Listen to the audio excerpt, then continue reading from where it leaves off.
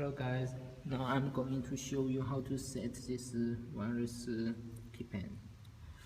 The factory state of the password is *1. If you press *1 and press this button, it will like that. B is the correct password, and if not,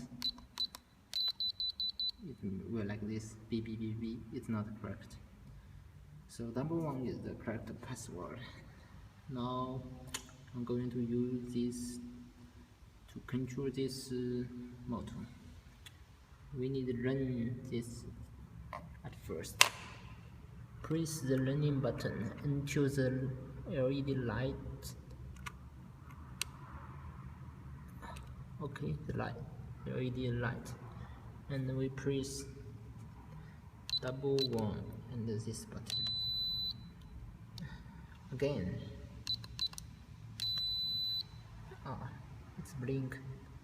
Then we can use this wireless keypad to control the gate.